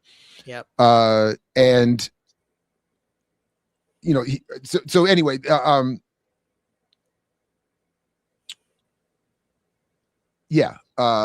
the interconnection and ultimately convergence between the positions the Zionist novel had already injected into the chauvinistic Western mind and the positions that mind ended up endorsing politically finds its clearest and most blatant manifestation in William Stevenson's The Israeli Victory, which was distributed within less than 10 days of the end of the 1967 aggression.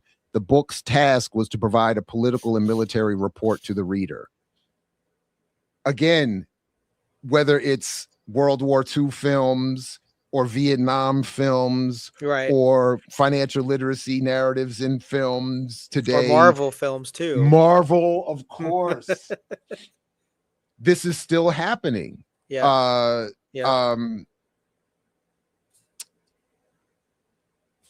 this was another, go ahead. No, I just wanted to say, I wrote something. The board of the state also we justify being elevation, sanctity, the position plays the same role. Okay, so there's also a lot of where this guy. Well, this is the only person where one of the few persons he says is very untalented. This is the person he calls very untalented, and because but the point is, he does say like now Zionist literature has reached such a contradictory stage, like. How to explain, like he's not giving too much credit, but he does say there was a version of Zionist literature where it's the aspiration for a land. So there was still a focus on some literary writing, but now it's stuck in a stage where they know they've done crimes. This is the other thing that's very important. The enemy knows they've done crimes. There's no, like he mentions in the Exodus, they talk about the Haganah and the Irgun. They're in the books. And what's interesting, when I was reading a review of Exodus the movie, which I never read the book, but they mentioned in the book, this one writer who I think is Jewish and is taking the book to task. He basically says, even when the book admits some of the major massacres that took place in the Nakba, like Deir Asala, I forgot the village, but it's a famous one in 48. The book acknowledges it happens, but just like with the Vietnam movies, with My Lai and other places, either it's anomaly or the way they position is that the soldiers got frightened by something and just unloaded mistakenly. So the point is that the psychosis, I don't really care about the colonizer, but the psychosis of the colonizer is in these pages too. So this writer is that psychosis. Like now we've reached a part of institutional wedding completely now to the Israeli state in that sense with the Nobel Prize, but also the what he's saying is that the literature, the Zionist literature itself is sort of combusting because it can't really do all the things it hopes either. So he's kind of giving hope because he's saying some of the writing is bad. Like he says, it doesn't make any sense. You're right. Yeah, he does. Yeah. There's mentions of like random speeches that come out of certain writing where they're just going off on race. So that's the thing that's so fascinating about the text. He's saying there are moments in the text. That's why I said George Eliot was talented. She is accordingly. He doesn't go against her because he says like she writes these novels that are seen as preeminent. But the other ones, no. But also that have to be undermined and contradicted by other writers in the Zionist movement. Yeah, exactly. But the thing is, like at this point with this dude, it's very apparent. Like what he's saying is now it's apparent that that this is political. That Nobel Prize is choosing this man who doesn't even if the Nobel Prize is about literature, they wouldn't choose this man. That's what he's saying. There's no reason but to choose him as a Zionist. That's right. And I think that's the main connective fluid because to your point, it is political now. The 66, 67, like he says, there's a reason why they're crowning this achievement. Now they've seen Israel survive. So now they're like, dope, they're doing the things we like. And so therefore they're like, let's pick somebody up from the so-called mud of Israel and all that stuff. And then they bring him up. So he's saying, really, if you look at his art, it sucks. There's no reason for him to be up there, except for the fact that he's now called Israeli. And he's very much talking And that's about right. in Hebrew. And Kanafani points out that he's a Polish born and raised Israeli who comes over to Palestine, lives there for a hot minute, and then moves back to Europe, and then is given this award. Yes, because he's writing a view of Jews and Zionism that the world finds a value, particularly the Western world finds a value, particularly in 67. Of Arabs too. I'm sorry? Of Arabs too. What do you mean? Of his view of Arabs, because that's like his framing of it. Right. That's what I meant. He has the appropriate Israeli perspective that Arabs suck, Africans suck, Jews are superior, and Zionism is good, and especially now that Israel has proven itself in 67, with now the U.S. it can really get in there and support that. Just a couple things to wrap up, because this is towards the last few pages of the book.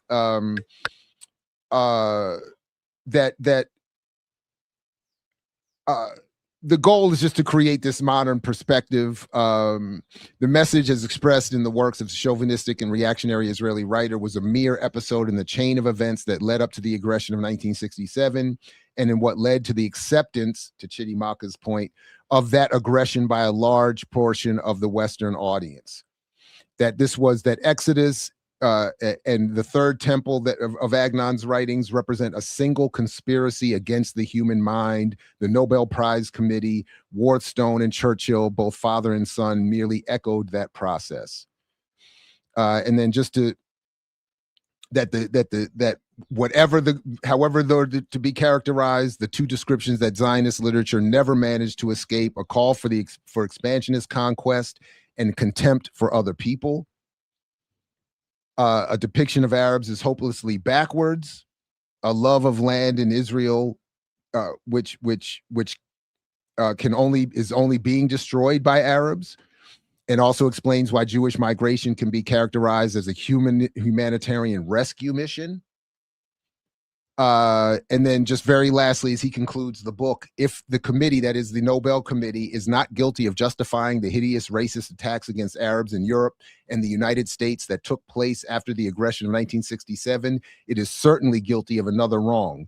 Its decision to award Agnon legitimizes the deception of humanity's collective conscience through incessant Zionist propaganda, the drumbeats of which have been reverberating worldwide for over half a century, end quote.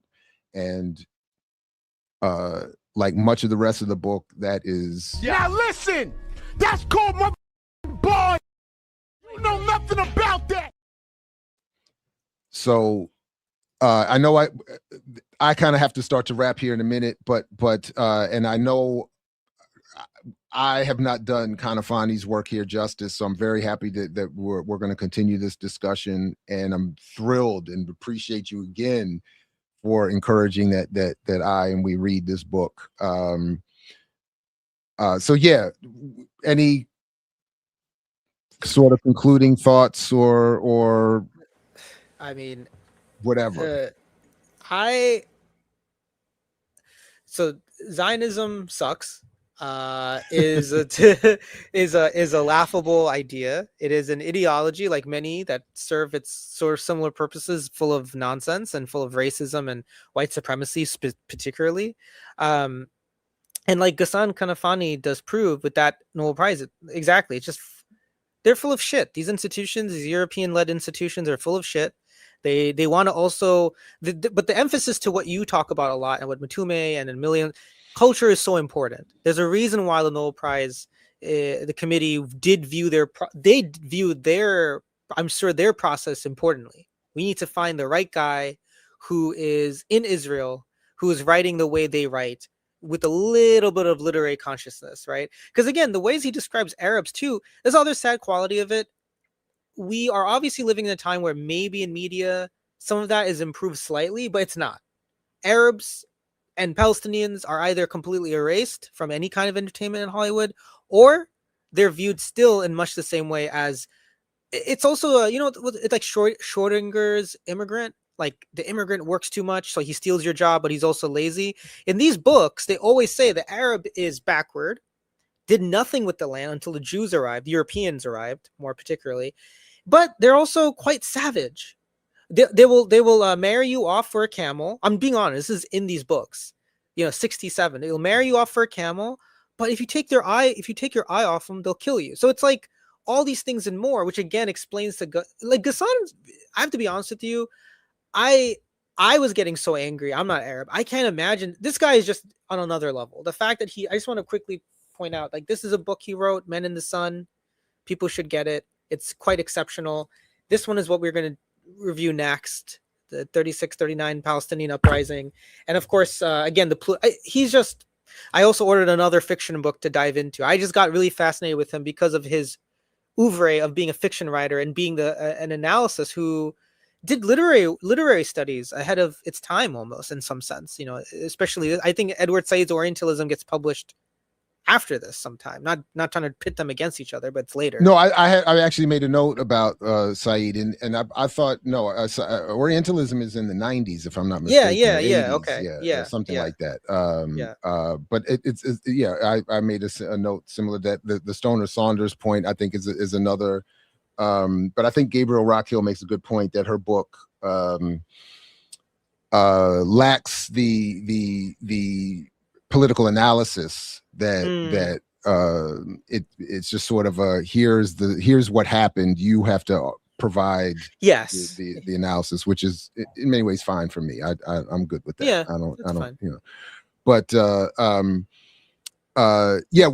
we'll have to talk this time next week. I am going to be talking to Two Black about one of his recent pieces. So you and I will figure out a time for our next our Kanafani Part 2. Yep. In our ongoing Donut King series. Please, if you missed it, or go back and see Earn Your Leisure Earn Your Liberation. Goodness gracious, I got to stop doing that. Go see Earn Your Liberation from yesterday, Saturdays with Renee on Black Liberation Media from Saturday. All the other content on my channel. Sudip's work is linked in the show description, as is our Donut King playlist. So the whole list of these discussions is available to dive into. Absolutely. Yeah, go ahead, please. Yeah. One last thing. If people, because I've gotten a lot of subscribers through your show, which I greatly appreciate. Please try to subscribe as a paid thing, because there's a lot of work I do that doesn't get compensated. And also I'm doing classes online too. So if people want to go to my Substack, I'm starting to do classes on Capitalism 101 and also armed anti-colonial revolutions too. So if people are interested, follow that on the Substack, and you'll find a form and stuff. So I just want to let you know. And thank you, Jared. There's always been a lot of people subscribing after these shows. So I'm always happy about that. Hey, anything? No, that's good. I'm glad to hear it. Happy to support. And so please, everybody, do all the things: like, share, subscribe, sign up, support everything. Thank you all for joining us here live. For those to the Undefeated chat, and definitely please check that Chidimaka conversation in the 3-step propaganda model, which was relevant here again. All right, my man. Thank you, Sudip, once again. Thanks, everybody. Peace only if you're willing to fight for it, as Fred Hampton used to say, as Kanafani demonstrated. And we will see you next time around here. And what did you sacrifice? Calm, kindness, kinship, love. I've given up all chance at inner peace. I made my mind a sunless space. I share my dreams with ghosts. I wake up every day to an equation I wrote 15 years ago, for which there's only one conclusion. I'm damned for what I do.